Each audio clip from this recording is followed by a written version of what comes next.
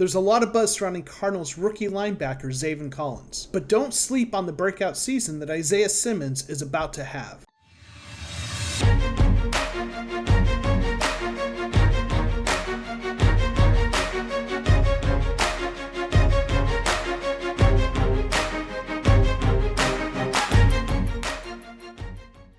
For many Cardinals fans, two plays define the rookie season of Isaiah Simmons. The first play came in Week 1 against the San Francisco 49ers. Simmons took one wrong step, allowing Raheem Mostert to take it to the house. It was only the first quarter of his first professional game, and Isaiah Simmons had already made a costly mistake that would shape the narrative regarding how many fans saw the first half of his rookie season. But redemption would come in Week 7 against the Seattle Seahawks, when Simmons picked off Russell Wilson, setting up the game-winning field goal. For many Cardinals fans, this is where the story began to change, where Isaiah Simmons went from a disappointing rookie to a player that was beginning to show the potential that the Cardinals saw in him when they selected him number 8 overall in the 2020 NFL Draft. But this story is only half true. It is accurate that his season was really a tale of two halves, but the idea that Simmons started out poorly and played poorly until Week 7 and then all of a sudden blossomed is not entirely accurate. The part of this narrative that is accurate is that the second half of the season was vastly different for Isaiah Simmons, at least in terms of amount of time he spent on the field. This chart shows the number of defensive snaps that Isaiah Simmons played each week of the 2020 NFL season. Now that interception came in Week 7, and as you can see, that was actually the fewest snaps that Simmons played all season, in an overtime game at that. But following that game was the Cardinals' bye week, and when they came back in Week 9, it was a completely different story for Simmons. He had a few down weeks in Week 12 and 16, for example, but overall he was on the field a lot more than he had been in the first half of the season.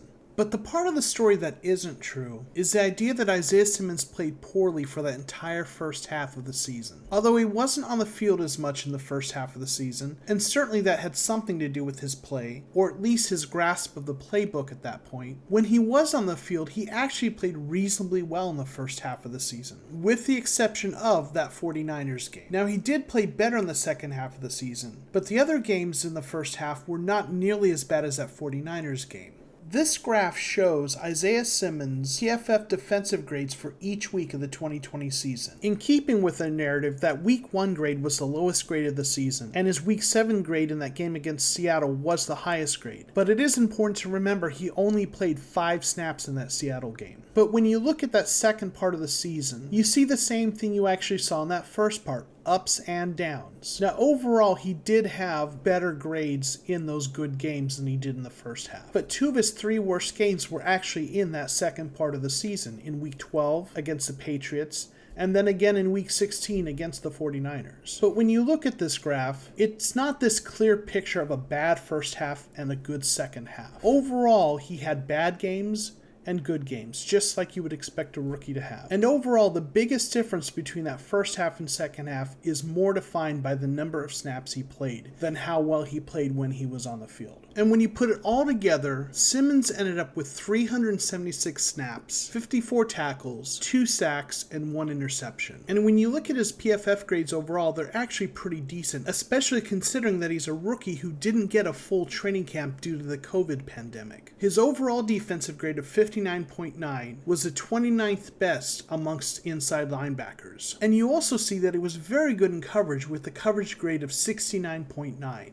So to prepare for this video, I decided to look at Isaiah Simmons' numbers from 2020 and try to use them to get a sense of what to expect from him in 2021 as a full-time starter. Now, if you've watched my other videos, you know I love my Excel spreadsheets, and I made a lot of them for this. I'm not going to bore you with all the details, but I looked at a number of different things and ran a number of different calculations to try to get a sense for what to expect from Simmons in 2021. Now, one of the key things I did was I calculated how many tackles per snap, sacks per snap, and interceptions per snap Simmons had in 2020. And then I extrapolated those out over 800, 900, 1,000, 1,100, 1,200 snaps to get a sense of what Simmons' numbers would look like if he played like he did last year over full-time starter snaps. Now, there's a couple of things I want to point out as we look at these numbers real quick. First, it's very difficult to predict sacks and interceptions. There's a lot of volatility when you try to predict those numbers. Tackles are a little bit easier to project, but simply extrapolating out like this doesn't necessarily tell you exactly what to expect from Simmons. There's a number of other things to take into account. I'd also like to put these projected snaps into context. During the 2020 season, there were 34 off-ball linebackers who had at least 800 snaps. There were 26 who had at least 900 snaps, 18 who had at least 1,000, 7 who had at least 1,100, and then there were only 3 who had at least 1,200. So that gives you an idea of how likely these snap counts are for Simmons. I think there's a good chance he ends up over 1,000 and maybe gets to that 1,100 mark. So I took those extrapolations and then made a few adjustments based on things like the number of tackles that inside linebackers typically get over the last 2 seasons in the Cardinals defense, and a few other things related to sacks and interceptions. And I came up with what I think are reasonable projections for the 2021 season for Isaiah Simmons. The final projections I settled on were 129 tackles, 5 sacks, and 4 interceptions. Now I considered going higher with the sack numbers because Vance Joseph does like to use a lot of blitzes, and Simmons has shown an ability to be effective rushing the passer. But with so many good pass rushers on this team, Chandler Jones, J.J. Watt, Marcus Golden, even rookie linebacker Zaven Collins can rush the passer, I had a hard time seeing Simmons getting a bigger share of the sack production. I could also see his interception numbers being higher based on his strong play and coverage, but 4 is a pretty healthy number of interceptions for an inside linebacker.